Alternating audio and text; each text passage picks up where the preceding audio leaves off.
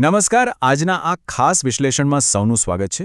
ઘણીવાર એવી રજૂઆતો આવતી હોય છે કે આવી જૂની અને જાણીતી વાર્તાઓ પર વિડીયો બનાવી આપો જેથી તેનો ઊંડો અર્થ આજના સમયમાં સમજી શકાય.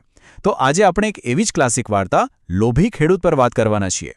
એક નજરે જોતા આ માત્ર એક બાળ વાર્તા લાગી શકે, પણ હકીકતમાં આ માનવ સ્વભાવ અને લોભના સાચા પરિણામોનો એક જબરદસ્ત મનોવૈજ્ઞાનિક વિશ્લેષણ છે. તો વિચારો, બધું જ એકસાથે રાતોરાત મેળવવાની ઈચ્છાનું સાચું પરિણામ શું હોઈ શકે? શોર્ટકટથી અમીર બનવાની લાલચ કેવી હોય છે? ચાલો આ વાર્તા દ્વારા એ જ સમજવાનો પ્રયાસ કરીએ. વિભાગ 1 જાદુઈ મરઘીની ભેટ, એક ચમત્કારિક સફરની શરૂઆત. અહીંથી જ ખેડૂતના સામાન્ય જીવનમાં જાદુ પ્રવેશે છે. આ દિનચર્યા જુઓ, કેટલી સરળ અને સેટ થયેલી લાઈફ છે. સવારે ઉઠવાનું, મરઘી પાસેથી સોનાનું એક ઈંડું લેવાનું અને દિવસે શહેરમાં જઈને એને વેચી આવવાનું. અને ભવિષ્ય એકદમ સુરક્ષિત. ધીરે ધીરે એ ખૂબ ધનવાન બની રહ્યો છે. બધું જ એકદમ પરફેક્ટ ચાલી રહ્યું હતું, કોઈ જ ઉતાવળ નહોતી. પણ પછી આવે છે વાર્તામાં મોટો વળાંક. વિભાગ 2 લોભી વિચારનો જન્મ, જ્યારે નિયમિત સંપત્તિ પૂરતી ન લાગે. હવે આ વિચાર પર જરા ખાસ ધ્યાન આપવા જેવું છે. ખેડૂતના મનમાં શું ચાલી રહ્યું છે?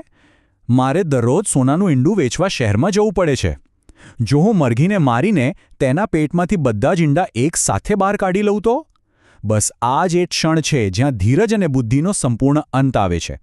રોજની મહેનત હવે કંટાળાજનક લાગે છે અને શોર્ટકટ શોધવાની લાલચ બધું ભૂલાવી દે છે. અને એ જ લાલચમાં ભરાય છે એક મોટું પગલું. વિભાગ 3 મૂર્ખામી ભર્યું પગલું, આંધળી અધીરાઈથી પ્રેરિત એક કાર્ય.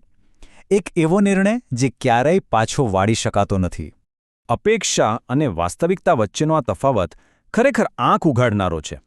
ખેડૂતની અપેક્ષા હતી કે ભાઈ, મરઘીના પેટમાંથી સોનાના બધા જ ઈંડા એકસાથે મળી જશે. પણ વાસ્તવિકતામાં શું થયું? સોનાનું એક પણ ઈંડું મળ્યું નહીં. જેના કલ્પના કરો, એ સમયે એને કેવો મોટો આંચકો લાગ્યો હશે. શૂન્ય, બિલકુલ ખાલી હાથ. તો હવે જોઈએ એનું પરિણામ. વિભાગ 4 પછતાવો અને બોધ, ખેડૂતના નિર્ણયની સાચી કિંમત. સરવાળો કરીએ તો નુકસાન ડબલ છે. પહેલું, એ અદ્ભુત જાદુઈ મરઘી કાયમ માટે ખતમ થઈ ગઈ. અને બીજું, રોજ જે સોનાનું ઈંડું મળવાની પાક્કી ગેરંટી હતી એ પણ ગઈ.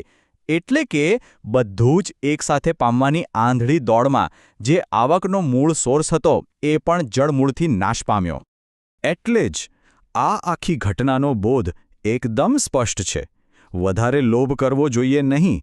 જે ધીરજપૂર્વક અને નિયમિત મળે છે તેનું મૂલ્ય સમજવું જોઈએ.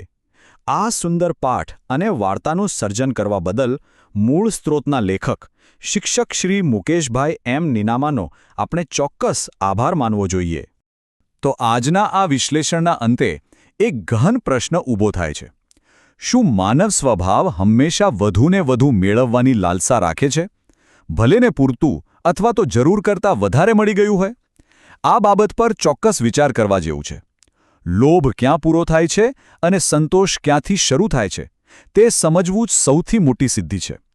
આજના આ વિશ્લેષણમાં જોડાવા બદલ ખૂબ ખૂબ આભાર.